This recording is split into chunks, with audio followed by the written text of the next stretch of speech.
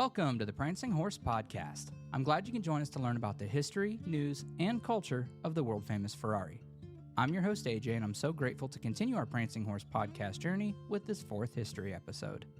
My goal is to share the Prancing Horse culture with not only current, but also future generations to come.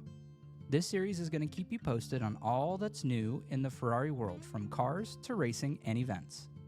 Anyone can Google Ferrari, but I wanted to be able to provide you with an insider's perspective. I have been working in the service department of a Ferrari dealership for the last 10 years. So buckle up and let's talk history.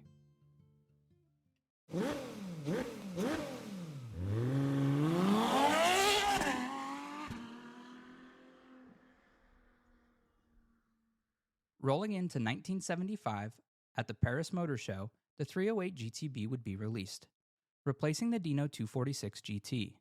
Using completely new styling and a brand new V8 engine, it would use 4 Weber 40 DCNF carbs, although the US and European versions would see some differences.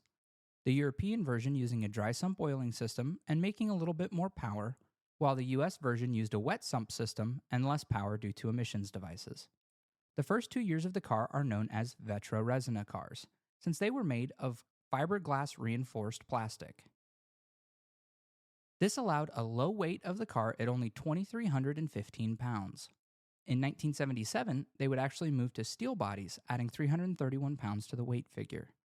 This car was made iconic by the hit TV show Magnum P.I., with its famous Robin 1 license plate, although this would be the GTS that would debut in 1977. 1975 also brought us the Dino 208 GT4. Released at the Geneva Motor Show, this was an almost identical copy of the 308 GT4, but visually used a smaller displacement 2-liter engine. This was designed for the Italian market because at the time, there was a higher VAT, more than double, for cars with engines larger than 2 liters. This new engine would be the smallest production V8 in history for a road car. Using smaller Weber 34 DCNF carbs, smaller tires, and a lower final drive ratio, were some of the mechanical changes that they had to make.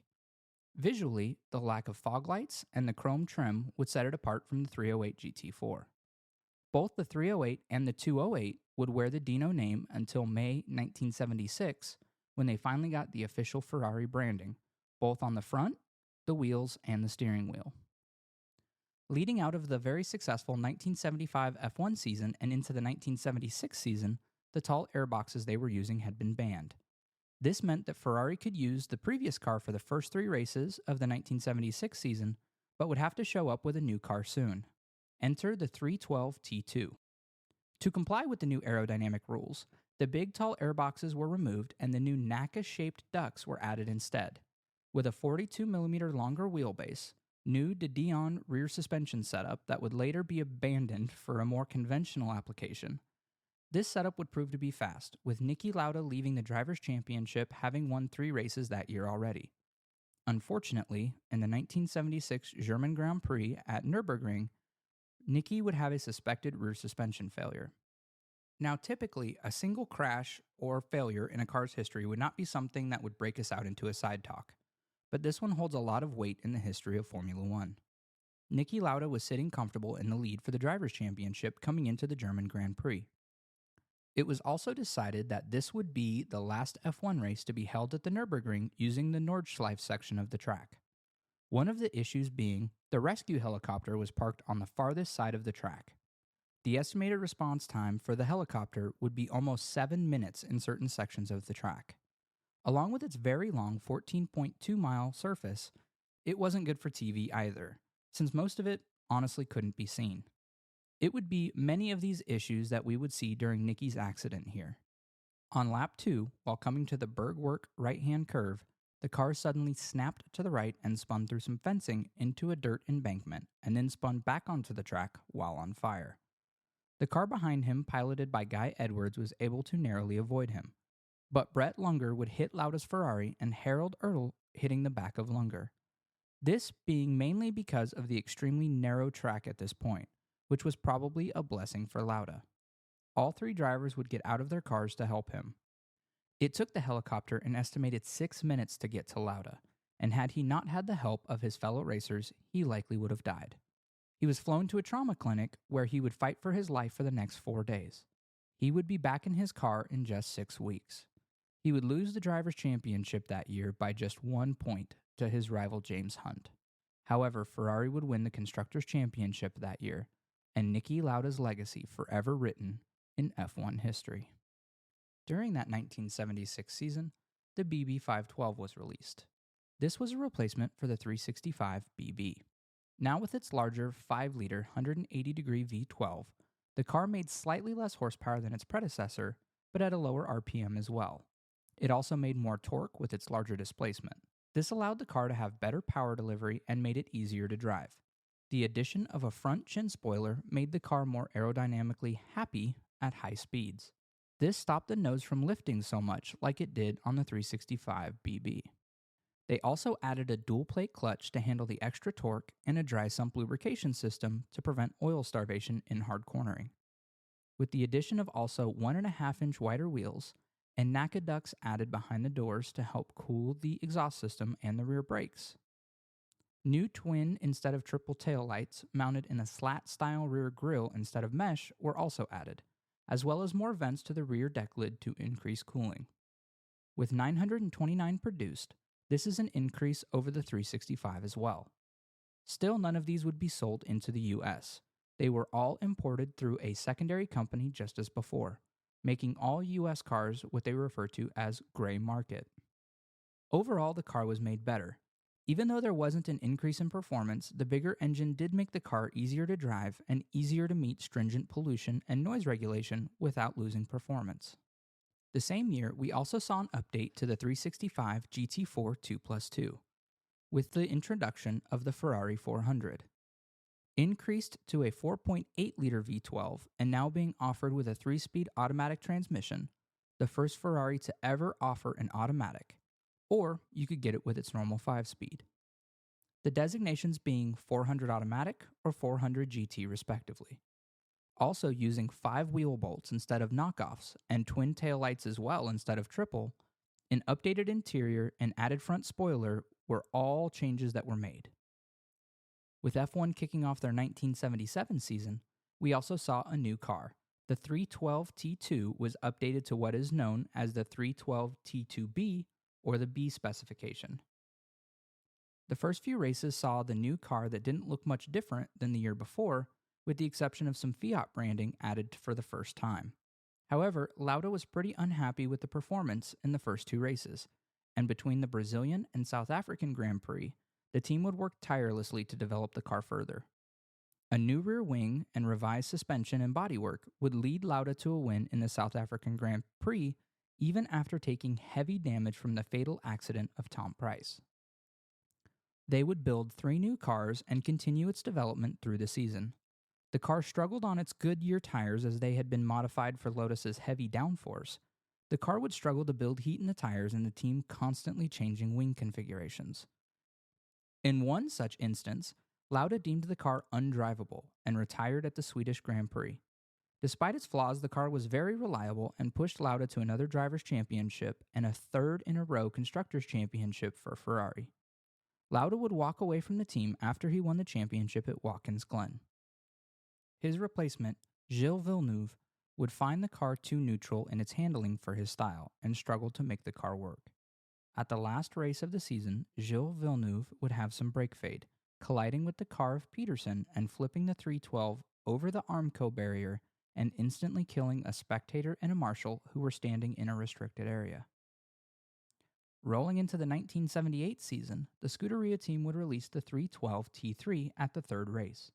Using the same basic engine design since 1970, but constantly tweaking and tuning this version, it made around 515 horsepower. The chassis was completely revamped with the new monocoque, new suspension, and new flatter bodywork. This would all be used in conjunction with its new Michelin racing slicks. However, the Lotus 79 ground effect cars would dominate this year, leaving the Scuderia to race for second most of the time. They would take a few wins through the season, and Jules would take his first win at the last race, leaving the prancing horse with a second-place Constructors' Championship trophy. Now, you may have noticed we have a gap where we didn't have any new cars released, and you may be wondering why. Well, this is because of what I call the 1970 something slump. In 1975, Road and Track asked on their March cover, "Will exotic cars survive?" This was due to a multitude of reasons, I believe. One of them being the 1973 energy crisis that had all automotive manufacturers, but especially niche ones, building expensive cars with little engines and almost no power. Lamborghini, Aston Martin, and Maserati would all go bankrupt around this time. From 1972 to 1975, Ferrari sales went from 1,800 cars to just 1,300, a 28% reduction. I believe that this move of a lack of new models was completely tactical. They were focusing on selling and producing as many cars as they could for a period of time to keep up without retooling and too much redesign. In my opinion, this likely kept them alive. And in 1979, they would surpass the 2,000 unit sold mark for the first time in their history, and with it, mostly thanks to the 308 GTB and GTS sales. We would see an update to the 400 in late 1979 with the 400i. This would update the car with Bosch K-Jetronic mechanical fuel injection and a new badge. That was pretty much it. Power was slightly reduced, but emissions were overall improved to comply with US standards. We also had an amazing year of F1, with a new ground effect car and a new lead driver. The 312 T4 would hit the grid, and so would Jody Scheckter. Jody and Gilles would work great together this season, sharing all of their data with each other and taking a 1-2 finish in the car's debut race at the South African Grand Prix. The car wasn't just fast, it was reliable, with only one retirement due to mechanical issues in the whole season. Each driver won 3 races for the season, and Scheckter would win the Drivers' Championship, and Gilles would take second, and Ferrari taking the Constructors' title for the 4th time in just 5 seasons. Scheckter was gifted his 312 T4 from Enzo, and he still owns it. It's actually going up for sale at the RM Sotheby's auction in May 2024. In 2010, he ran the car at the Bahrain Grand Prix to celebrate the 60th anniversary of Formula One. This brings us to 1980, where we have an update for the 308 as well. It too would get the Bosch K-Jetronic fuel injection and some minor interior updates. And just as the other cars, it would be down on power, but more emissions friendly. Paired with a new Marelli Digiplex ignition system, this would use a coil, distributor, and module for each bank of the engine. It also came with slightly different wheels. But the 308 would also get a little brother, the 208. This 208 would replace the 208 GT4 2+2 in the lineup and use the same 2-liter engine. This was mainly designed for the Italian market, as the VAT was still almost double for cars with engines over 2 liters. Just 300 208s would ever be produced. Ferrari also added a replacement for the 308 GT4. This would be known as the Mondial 8.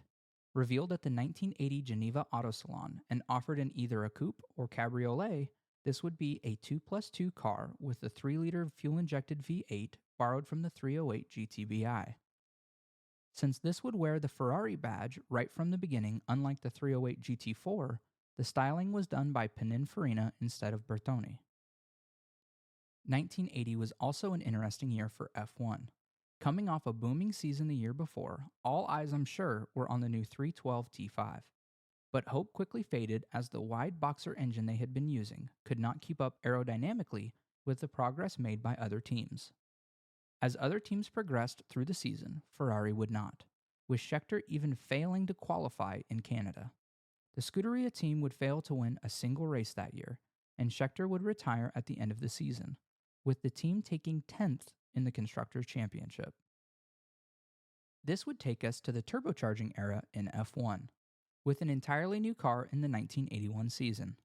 Debuted at the second day of testing for the Italian Grand Prix, the car would use an almost identical chassis as the 312 platform, but with a new 1.5-liter V6 engine fitted with 2 Triple K turbochargers. The car would produce around 600 horsepower in qualifying mode and around 550 for race pace. This car would be called the 126CK. Due to the smaller engine design, the car was aerodynamically better than its predecessor, but still not quite up to par with the other teams on the grid. Wrecks and chassis problems plagued the team this year, and they would end up 5th in the Constructors' Championship. The driver that replaced Scheckter would be Didier Pironi. Pironi and Jules would never be the team that Scheckter and Jules were. By the end of the 1981 season, they would not speak to each other due to Pironi ignoring team orders and taking a win from Jules at the race in Imola. 1981 also saw the introduction of fuel injection to the 512BB, which would now be known as the 512BBI. This would use the Bosch K-Jetronic fuel injection as well as the new Marelli Dynoplex electronic ignition system. This would come with some minor exterior updates as well, such as red lights added down by the tailpipes. The fog lights would be more exposed with a trimmed up grille in the front, and new front bumper marker lights. 1982 would be a tragic but successful year for the Scuderia team. Starting out the year strong with a revised chassis using composite materials reinforced with carbon fiber, a new genuine monocoque chassis using honeycomb aluminum panels, the car was a lot closer to its British competitors now. Handling was vastly improved, as was aerodynamics. The car would put down some solid lap times in testing. However, at its debut race in South Africa, both cars would retire, and again 2.5 months later at the Long Beach Grand Prix. Tragedy would strike, however, when in practice for the Belgium Grand Prix, Jules Villeneuve would crash, ending his life. As Jules was coming over the rise of the first chicane, he would see the car of Jochen Mass moving at a much slower pace ahead of him. In anticipation to go around him, he moved to the right. Unfortunately, so did Mass. Jules would strike the back of his car and launch into the air. The car would then nosedive and break apart as it hit the ground. Jules, still strapped to his seat but without his helmet, would be thrown across the track and into the catch fencing. Other drivers rushed to try to help, but it was too late. He was already blue from lack of oxygen. He would die just a few hours later at the hospital. He was said to have had a fatal neck fracture. Ferrari would not fill his spot for the next 3 races, fielding only one car with Pironi as the lead driver. His spot would eventually be filled by Patrick Tambay, who would overall have a pretty good season. However, in Germany, Pironi would almost die in a very similar fashion as Jules, and would be out for the rest of the season. Ferrari again would not field a second car for 2 races until Mario Andretti took his seat for the remainder of the season. Overall, Ferrari would win the Constructors' Championship, but not without a tremendous amount of tragedy and drama. It was said by many people in the factory and on the race team that Enzo admired Jules Villeneuve very much, even though they hardly shared a language. Without a doubt, Enzo shed a tear the day the world lost Jules.